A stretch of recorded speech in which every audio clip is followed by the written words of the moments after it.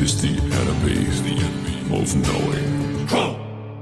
All right, man. Welcome to Crow 777 Radio. This is episode 555. It is me and Jason today, and we are going to take apart. Actually, that's not the right way to say that. We are going to use as a reference point a book called The Committee of 300, written by a man named Coleman. And I'll say up front, well, let me say this. We had two episodes that we had planned. One was going to be an update on dinosaurs. And Jason didn't feel like there was enough material that he could back it, knowing what I was going to say. So we've stepped back from that. As we got into the Committee of 300, we had a similar issue with vetting. Now, I'll put it on the table. I consider everything in this book vetted. And while there are probably a handful or more of things that didn't go down as they're written, it's nothing to do with bad intention, bad information. It's just the way the world shook out. Now, Jason called me and said, I can't back this unless I can vet it. What we did is we tapped sources, and I consider basically this entire book vetted. What would you add, Jason? So this is an interesting thing. There's lots of stuff out there on the internet that people have discussed regarding the Committee of 300, but as far as I can tell, it all referenced back to Dr. John Coleman and his work. Now, if I'm wrong, I'm wrong, and that's okay. I just couldn't find anything in that regard. So this is where Crow and I were at when we were discussing the background for all of this. So I have to take what Coleman was saying of where all this started and just how it all went down. Thankfully, I was able to find a little historical context that seems to be very well documented to at least back up how this may have gone down. Well, let's put it on the table without dropping names. All the stuff that would vet out a book like this is in the public sphere. The problem is you don't know who or how to look it up. There's no connective tissue. What I did is I tapped some sources, and we got verbatim, as an example, a list of names that make up the inner circle at the top of what we're about to talk about. We got other names, which I handed to Jason, and Jason was then able to vet this out. But what we have been told from people who are way more informed about world affairs than I will ever be or ever care to be is that basically Coleman published this through kind of a lesser known publisher and basically went mostly into hiding for the rest of his life. It is assumed that he is likely still alive. If that is true, he's very old, probably Jason, upper 80s, early 90s, something like that. Almost certainly 90-ish. But one of the things about this book, for anyone who reads it, is there were a number of things laid down before the fact. So time has vetted them. In other words, Coleman said, this is going on, this is going to happen. And lo and behold, we lived far enough into the future to be able to look back and say, yep, he was right. And this is where the handful or more of things that aren't spot on crop up. But again, it's not from bad intention, bad information. It's just that the world shook out in a slightly different way. And in terms of the things we will cover about music, I consider it 100% vetted. As I have stated, I went out and I bought Theodore Adorno's essays and went at it in a totally different direction.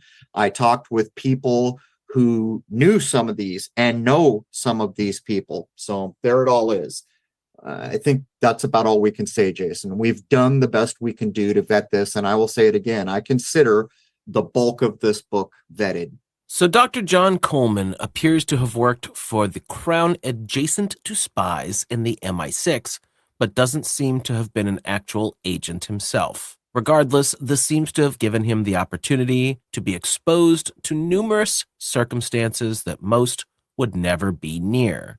From these situations, he was able to examine numerous concealed documents and ask questions of many people that the general public would never be given the opportunity to do. He published 12 books exposing the New World Order, or the One World Government as he preferred it to be called, focusing specifically on the Committee of 300. In his book, Conspirators' Hierarchy, The Story of the Committee of 300, Dr. Coleman explains the methods and mechanisms used by the elite to control and socially engineer the global population. Dr. Coleman stated, "There is no need to use they or the enemy except as shorthand. We know who they, the enemy, is. The Committee of 300, with its Eastern liberal establishment aristocracy, its banks, insurance companies, giant corporations, foundations, communications networks, presided over by our hierarchy of conspirators. This is the enemy." And that is a fact. What I'll say here is that even if we couldn't have vetted it to a level that I feel is acceptable, or Jason, because I rely a lot more on my intuition, and Jason relies a lot more on show me where I can track it back and prove it in some way beyond a single author. If there were numbers of things that weren't quite right, but the overarching implications were correct, what this does is it absolutely frames the world we're living in. If you go back to the Godzilla episode that we just did with George Mesa, Michael Hoffman actually grabbed an excerpt out of the description, which talks about what worldwide media is now. That's in the description to the episode. This is where we are. What we're about to outline shows the entirety of the systems that we reside within that create and further modern life. And it's all controlled, and it is all dehumanizing. As a matter of fact, if I was going to so blatantly and bluntly label it in a very general way, it seeks to make or keep human beings at an animalistic level. It seeks to prevent human beings from being human beings, basically. The Committee of 300 is the ultimate secret society made up of an untouchable ruling class, which includes the Queen of England, the Queen of the Netherlands, the Queen of Denmark, and the royal families of Europe. These aristocrats decided at the death of Queen Victoria, the matriarch of the Venetian Black Guelphs, that in order to gain worldwide control, it would be necessary for its aristocratic members to go into business with the non-aristocratic but extremely powerful leaders of corporate business on a global scale. And so the doors to ultimate power were opened to what the Queen of England likes to refer to as the commoners. The sheeple, those animals, the masses, they usually drop the M, the asses that they rule over. But from my point of view, this was always intended, and it was always intended to be accomplished with what we call corporation. I have done a lot of research on how corporation came to be. One of the lines that I like to point to is the claim, and I can't go back or vet any better than I can. I wasn't there. It was quite a while ago, but this is the claim. There were a number of runs to get corporations going, and they kept getting turned down with this being said. No, absolutely not. How does this possibly benefit living men and women, human beings? And it kept going. They kept making runs, and eventually they refashioned it to appear as a protection for Black people.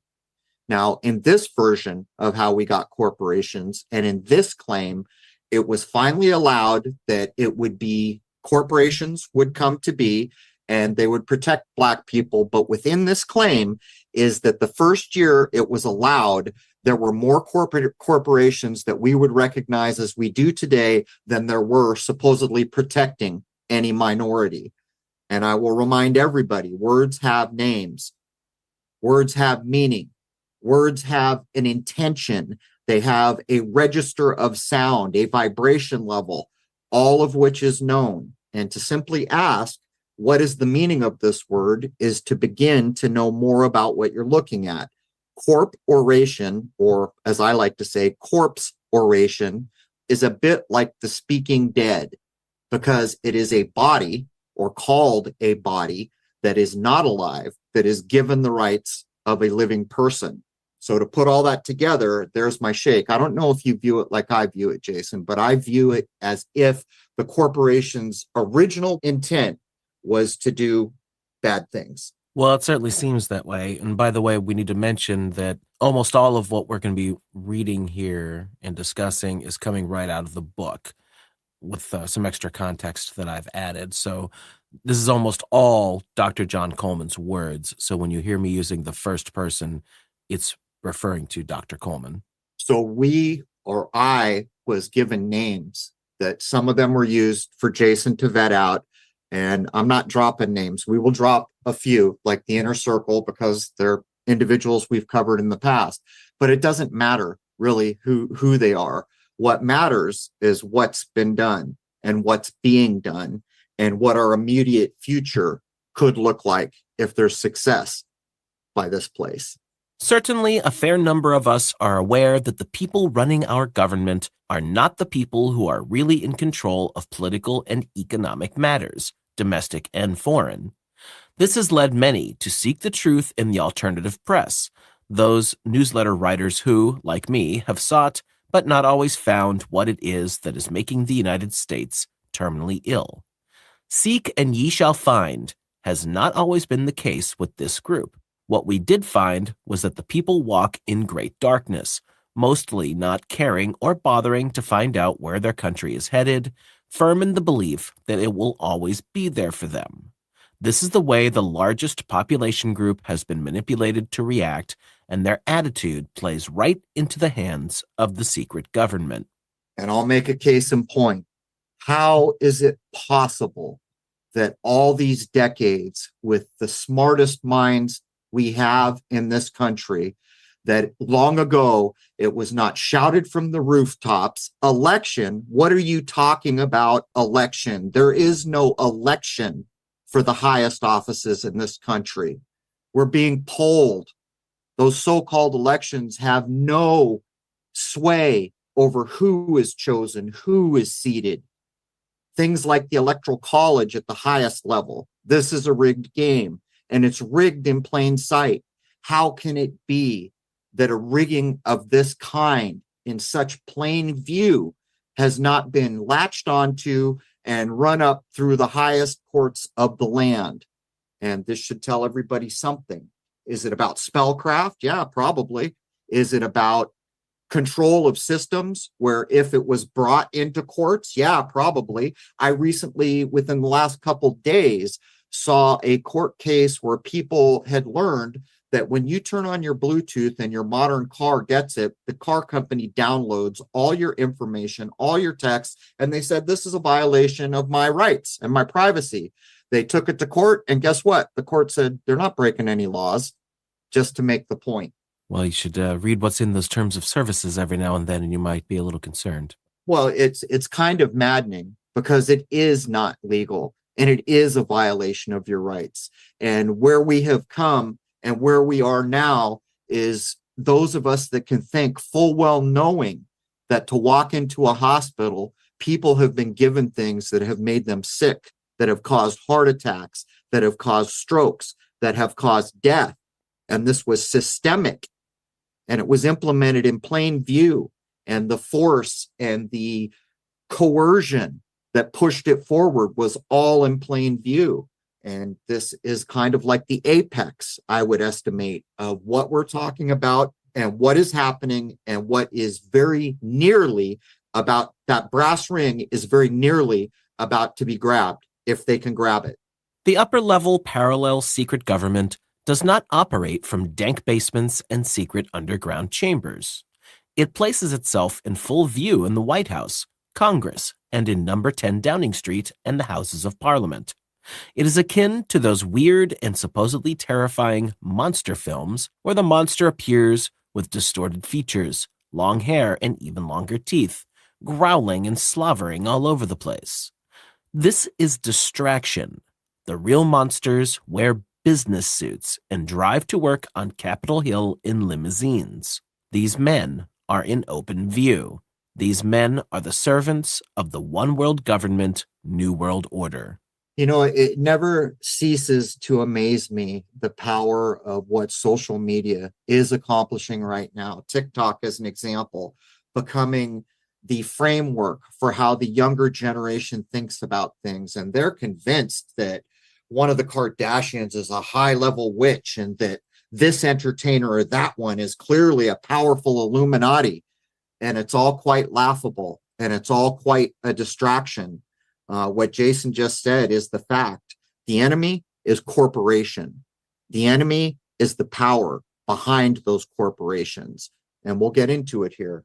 The Committee of 300 looks to social convulsions on a global scale, followed by depressions, as a softening up technique for bigger things to come, as its principal method of creating masses of people all over the world who will become its welfare recipients of the future. The committee appears to base much of its important decisions affecting mankind on the philosophy of Polish aristocrat Felix Dzerzhinsky, who regarded mankind as being slightly above the level of cattle. As a close friend of British intelligence agent Sidney Riley, Riley was actually Dzerzhinsky's controller during the Bolshevik Revolution's formative years. He often confided in Riley during his drinking bouts. Dzerzhinsky was, of course, the beast who ran the Red Terror apparatus. He once told Riley, while the two men were on a drinking binge, that, quote, "Man is of no importance. Look at what happens when you starve him. He begins to eat his dead companions to stay alive. Man is only interested in his own survival. That is all that counts. All the Spinoza stuff is a lot of rubbish." And by the way, that last line is a reference to the 17th century Spanish philosopher Baruch Spinoza, whose most famous and provocative idea is that God is not the creator of the world, but that the world is part of God. This is often identified as pantheism, the doctrine that God and the world are the same thing, which conflicts with both Jewish and Christian teachings. Let me be blunt. To hear words like this and an attitude, this is self-importance. So you're going to say that mankind is slightly above cattle. Well, you're dude saying this, you're mankind. Man is of no importance. Well, dude saying this, you're of no importance, if that is true. And you begin to see the self-centered, self-aggrandizing attitude. And nature tells us whether there's any veracity to these types of claims. And while you could claim that currently mankind's level is very animalistic because of what's been done and what is being done, what you cannot say is that something is true that is not proven through nature, through the system that is immutable that we live within. And within that system, we comprehend that there is a place here that we call the world or the creation or nature, whatever you want to call it, that got here somehow. And not only did it get here somehow, it has always provided everything we have ever needed. And not only that, here's where you unmask the devilry that is corporation and business and money. When I go outside and I need light and heat and such, I look up to see the light of this world freely. I repeat, freely providing these things that were put here to provide everything we need to exist. There is no coin slot. There is no debit card. It is given freely.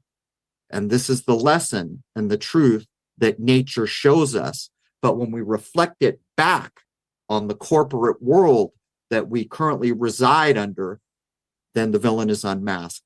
Zbigniew Brzezinski, said to be speaking for the Committee of 300, said that the United States was moving, quote, into an era unlike any of its predecessors. We were moving toward a technotronic era that could easily become a dictatorship. Brzezinski went on to say that our society, quote, is now in an information revolution based on amusement focus, spectator spectacles, saturation coverage by television of sporting events, which provide an opiate for an increasingly purposeless mess. Was Brzezinski another seer and a prophet? Could he see into the future? The answer is no. What he wrote in his book was simply copied from the Committee of 300's blueprint given to the Club of Rome for execution. In addition to religion, the opiate of the masses, which Lenin and Marx acknowledged was needed, we now have the opiates of mass spectator sport, unbridled sexual lusts, rock music, and a whole new generation of drug addicts. Mindless sex and an epidemic of drug usage was created to distract people from what is happening all around them. In the Technocratic era, Brzezinski talks about the masses as if people are some inanimate object, which is possibly how we are viewed by the Committee of 300. He continually refers to the necessity of controlling us, quote, masses. Let's make a couple points here, because what was said here is among the most important things. I live in a country where there is no culture other than what entertainment has made. The culture that I have grown up in is primarily based on television, music, movies, news, and the like. And these things are all controlled. But here's the problem. While we can say that we deserve what we got, because you can't deny what's been said here is true for the vast majority of the world population, I would make a point. Statistics are what statistics are. It's a bit like math where there's no argument. My point is this.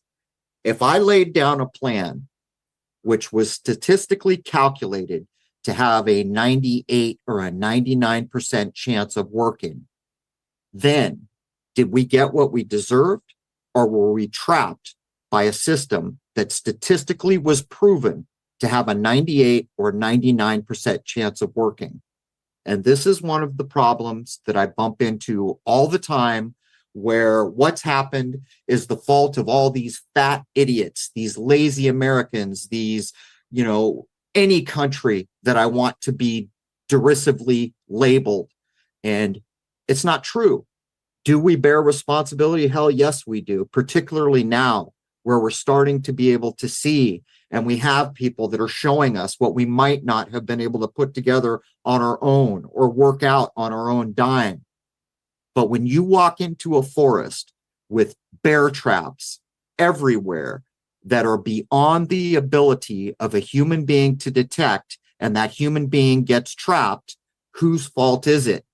Even if there was a sign at the front of those woods saying it's possible there are traps, what I'm pointing out here is, yeah, we bear a huge responsibility, and every day that goes by, but the trap that was laid, if I could turn the table and take everyone in these boardrooms and put them out in the general public situation, they would have been trapped too. Because statistically, it was demonstrated that 98 or 99% this was going to work. At one point, Dr. Coleman says that Brzezinski had let the cat out of the bag. Quote, at the same time, the capacity to assert social and political control over the individual will vastly increase. It will soon be possible to assert almost continuous control over every citizen and to maintain up-to-date files containing even the most personal details about health and personal behavior of every citizen in addition to the more customary data. These files will be subject to instantaneous retrieval by the authorities. Power will gravitate into the hands of those who control information. Our existing institutions will be supplanted by pre-crisis management institutions, the task of which will be to identify in advance likely social crises and to develop programs to cope with them. This will encourage tendencies through the next several decades toward a technotronic era, a dictatorship, leaving even less room for political procedures as we know them. Finally, looking ahead to the end of the century, the possibility of biochemical mind control and genetic tinkering with man, including beings which will function like men and reason like them as well, could give rise to some difficult questions. Now, let me point something out here. Coleman's book came out in 91, but he was quoting from Zbigniew Brzezinski, who was speaking of things decades earlier than that. So how long have they been figuring things out for how things are looking today? Well, we know certainly over a century, but I think it could be taken further into the rears. But how do you prove it? I don't know how you prove it. But I can demonstrate through the things that I have seen over the last roughly 100 years, the vestiges of the social engineering that is so prominent in the entertainment, which is the foundation of modern life in this world. And how is it that all of us who understand what cell phones, smartphones are doing still push out of our minds the truth and the seriousness of what they're being used for and continue to use them? And what's worse, how about those generations that never knew a time before a cell phone was the way of things? I'll make a prediction based on what I have learned from nature, which I accept as wholly correct and wholly true, where there is no lie. In the long run, we're going to go into a world that is amazing beyond our wildest dreams. In the short run, the change is going to be hell-bent, and it's going to burn away and shake out everything that stands in the way of the evolution of the so-called human species. That's what I accept as probably correct. But again, everybody is starting to be aware of what social media was created for. I've been talking about it for, I don't know, it's been, Jason, a decade maybe. I've been harping on cell phones. To this day, people are constantly upset with me because the only thing that I will do with my phone is text someone or communicate with someone. That's it. Other than that, nothing else. And much of the time, my phone is off. At a certain time of night, it's always off. And yet, even at that low level of use, I know that I am guilty of taking part in what's happening. I don't know what to add, Jason, but this paragraph that you just read, if you go back and listen carefully, this is true. This is where we are. And the men who you referenced have been talking about this for longer than I've been alive. And I'm going to be 60 this year. So this ties back to the last episode we did on the computer hacking thing. When you see the kind of systems that they had decades ago, they knew with the computers that were coming out, what they'd be able to do with them and all of the data processing to be able to keep track of people and do what they're doing now. And of course, insiders knew where things were going before they were on the market. And think of the old standby that everybody knows is correct. What we get to use and what we see is 50, maybe 75 years behind what is possible. The first time this really sunk home must have been, matter of fact, I know it was, because that was the year that I was fired because of 9/11 and everyone around me was fired because of 9/11. So it was the end of 2000. There was an air show. And while we had become aware that there was this thing called a stealth fighter, and we'd probably even seen pictures at the air show, it was the first time I ever saw it with my eyes right there. And everything changed in that minute, because all of a sudden I realized, holy crap, that's where we're at. And this is what they're allowing us to see. Now, if we roll this over to the technology, you tell me how someone like Frank Herbert could write about the Butlerian Jihad, because we have to do that. We either have to be slaved out to technology for some period of time, or we have to do something akin to the Butlerian Jihad. I don't see as there's any alternative unless it is possible to take control of the data-driven world away from those who mean harm. Brzezinski's book explains how America must leave its industrial base behind and enter into what he called a distinct new historical era. Quote, "What makes America unique is its willingness to experience the future, be it pop art or LSD. Today, America is the creative society. The others, consciously or unconsciously, are emulative." What he should have said was that America is the proving ground for a committee of 300 policies, which lead directly to a dissolution of the old order and an entry into the one world government, new world order. One of the chapters in the Technocratic era explains how new technology will bring in its wake intense confrontation that will strain social and international peace.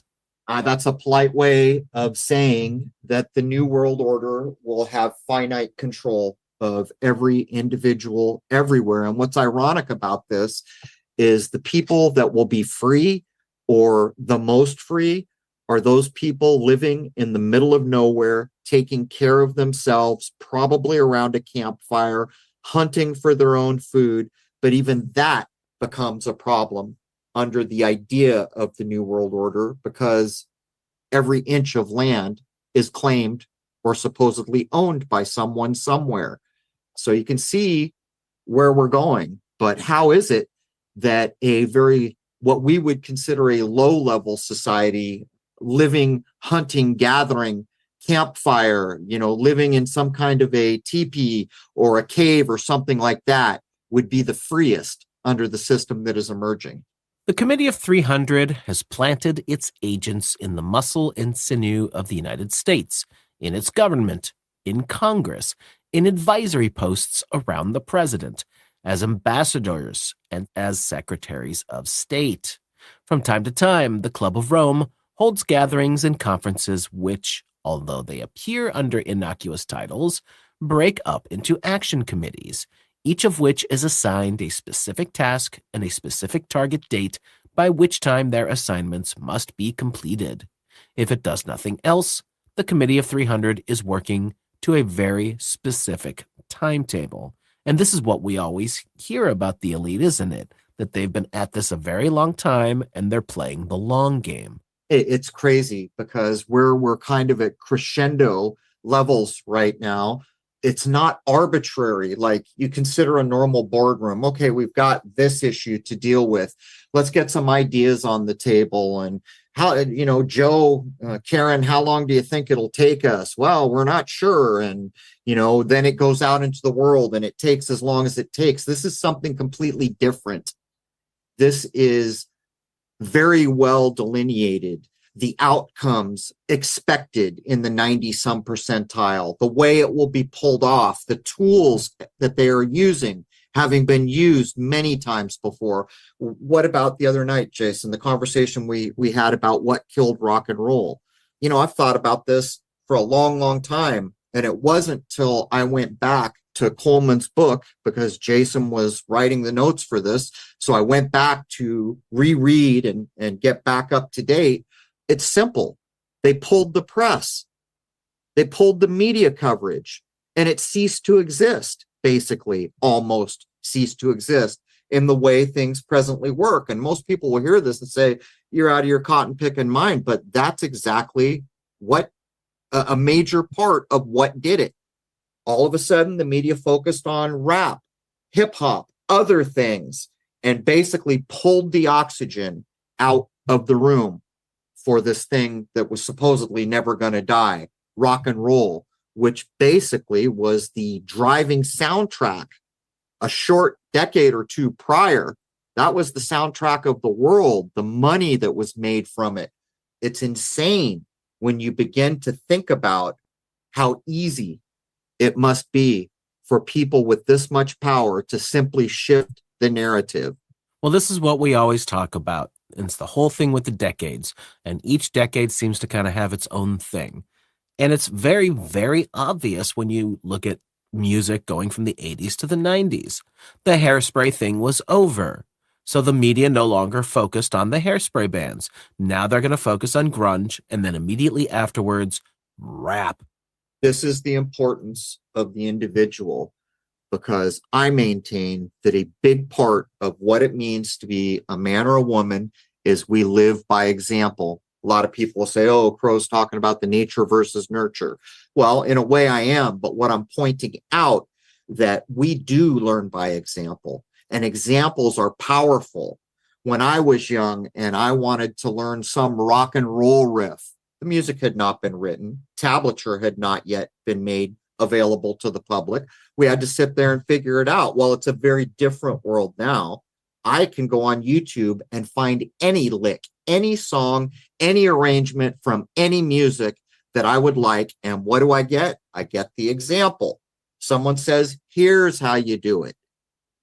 The power of the example is underestimated and undervalued. And so when we think about movies, we think about music, we think about the news, media in general, all these examples that surround us. And in a world where you can show up at some kid's soccer game now where there might be 30 or 40 adults. How many times have you looked around to see 30 or 40 adults stuck in their phone? The example from nature, the example from society, the example from interaction with other human beings has been supplanted. Their faces are stuck in a media device.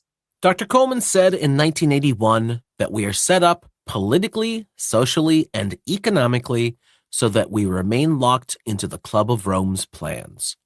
Everything is rigged against us. If we are to survive, then we must break the stranglehold the Committee of 300 has on our government.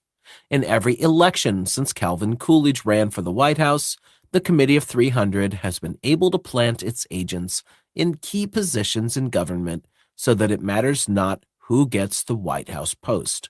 For example, every one of the candidates who ran for the presidency from the time of Franklin D. Roosevelt were selected, some like to call it handpicked, by the Council on Foreign Relations, acting on the instructions of the Royal Institute of International Affairs. I remember the first time I ever heard the name Obama. It was in some offhand news. It was 1999, and there was this up-and-coming, promising senator that could make a bid for the White House someday. First time I ever heard the name. That's what it was. And it goes to show you. And he's sitting here hedging. We're selected. Some might call it handpicked. No, call it what it is. Yeah, selected by people who are not voters, who are completely independent of the sham that is voting. Hand-picked. It is what it is. And just like the rise and fall of rock music, we saw the rise of Barack Obama, who came from a very small position, all things considered, since he made a jump from that to the presidency. How did they do it? The media, of course. Back up a little bit. Most people are probably not old enough to have a good view of President Jimmy Carter. He was viewed as a weenie, a weakling, couldn't get anything done right. There was the whole hostage thing going on, and he couldn't even get the hostages out. If I remember correctly, he supposedly crashed the rescue guys' helicopters and killed the rescue team, or I forget. It was a debacle. But what happened in the public eye was this strong guy, wasn't even president yet. By the way, everybody knew he was an actor. So now it's just perfectly fine to take a frickin' Hollywood actor and put him in the supposed highest position of this country called president. And this strong new guy is so strong that guess what? They didn't even wait for him to get into office. They released all the hostages because they were scared to death of who? Not Ronald Reagan, because at that time he was called something else.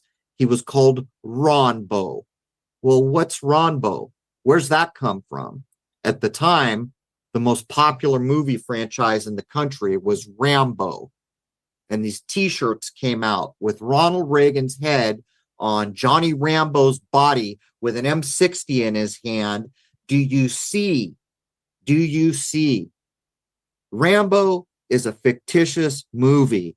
Reagan was an actor who made fictitious movies. They were melded together to put a guy in the top spot. And what was driving it? The perception and the media. And don't forget the movies, because there is no separation. Profiling is a technique developed in 1922 on command of the Royal Institute for International Affairs, the RIIA. Major John Rawlings Rees, a British Army technician, was instructed to set up the largest brainwashing facility in the world at the Tavistock Institute for Human Relations as a part of Sussex University. This became the core of Britain's psychological warfare bureau. When Dr. Coleman first introduced the names of Rees and Tavistock into the United States in 1970, very little interest was shown.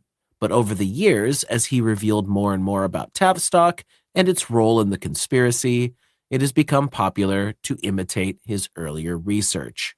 So let me get this straight. The premier social engineering institute is tied to a university?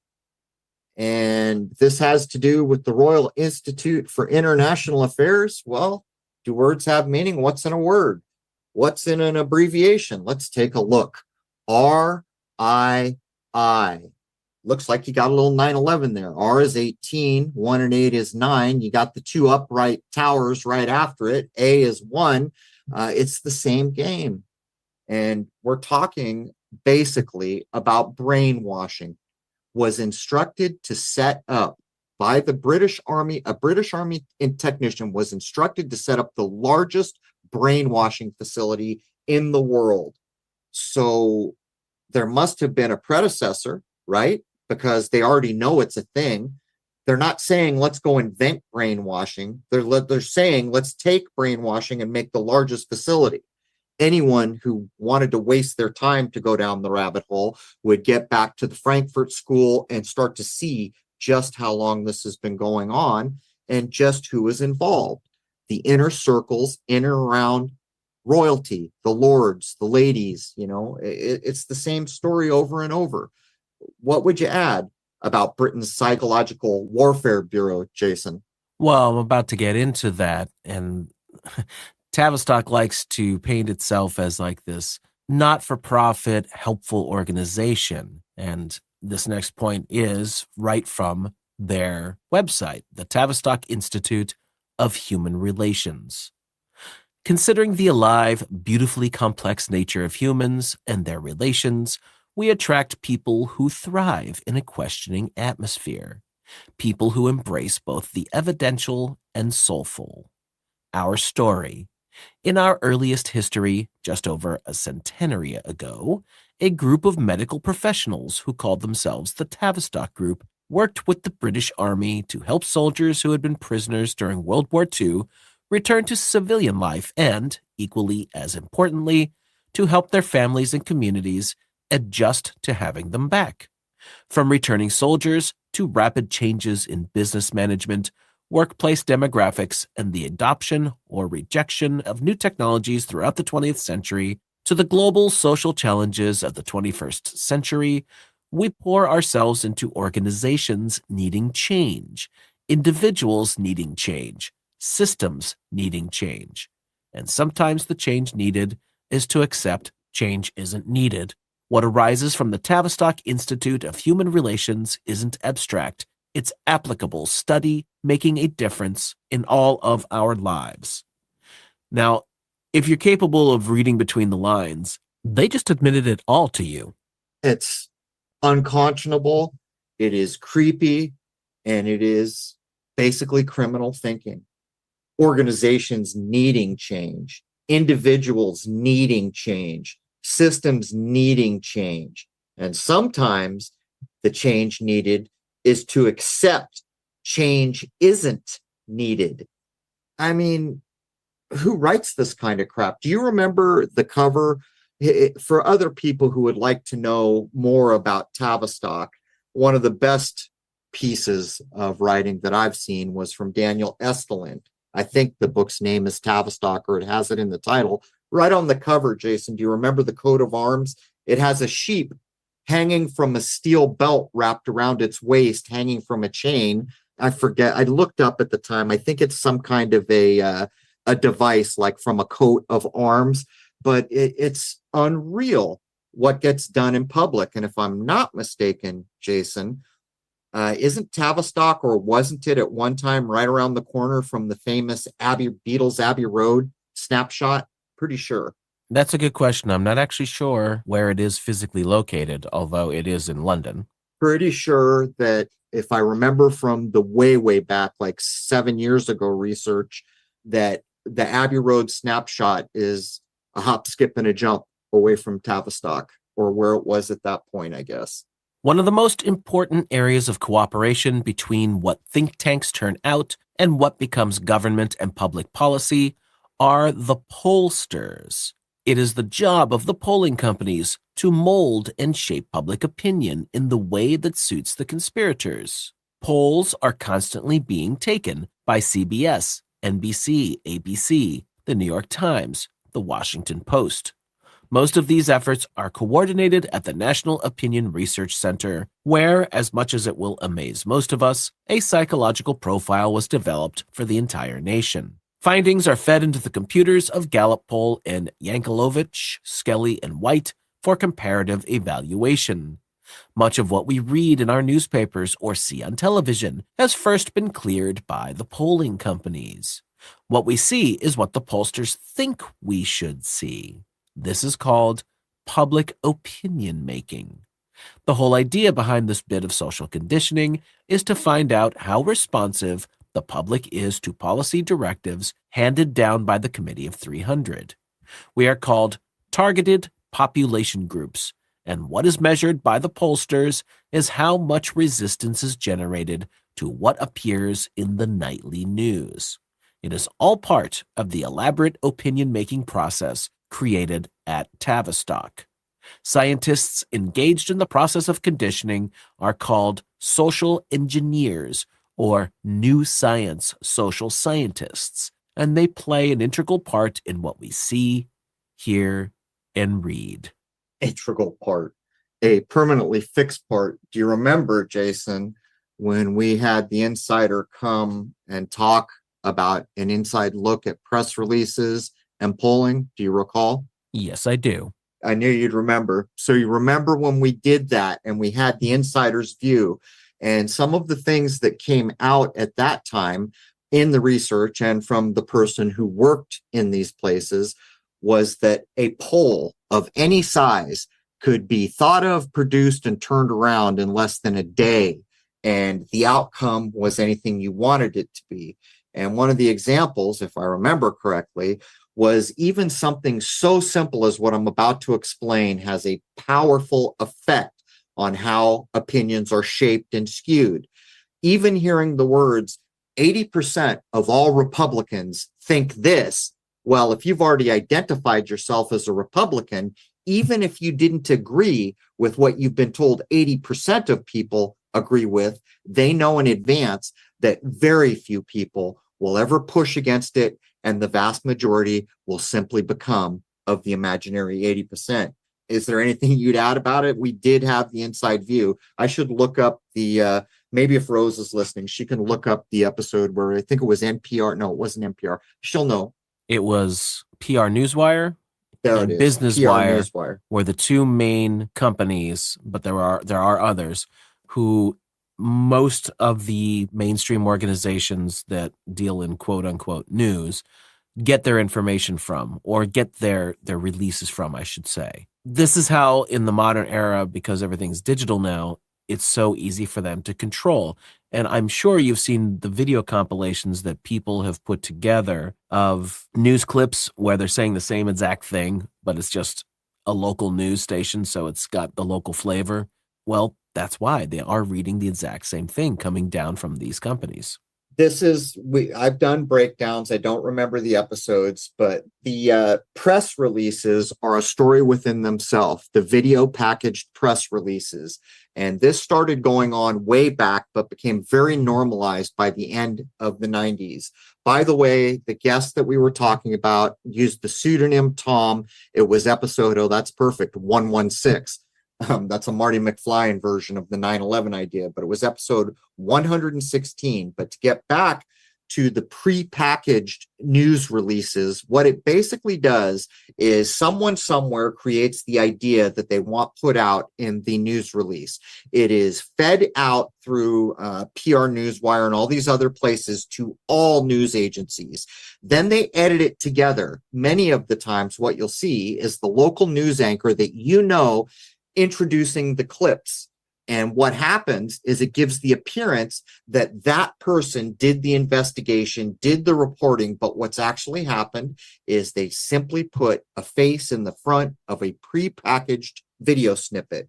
And that has worked a dream to shape public opinion for so long. So that brings us to the top of hour one. And in hour two, we're going to show where it seems that the Committee of 300 would have come from, based off of the information that others have given us, as well as continue on with the breakdown with Dr. Coleman. As far as I'm concerned, this is vetted information. When I tapped people, I was given spot on names. I mean, spot on the history around it. One of the problems that Jason faced has to do with the East India Company. Do you want to just quickly lay down what your issue, what you bumped into trying to vet with regard to the East India Company? Well, it wasn't just the East India Company, it was all of this information. There's tons of stuff out there if you go looking about the Committee of 300, but all of it leads back to Dr. Coleman's work, which makes it very difficult if there's only a single source to say that this is where it comes from, take my word for it. So I went digging into the historical records, and once we got our bit of information from those that we have contact with, that's when it kind of all connected and said, okay, this makes sense.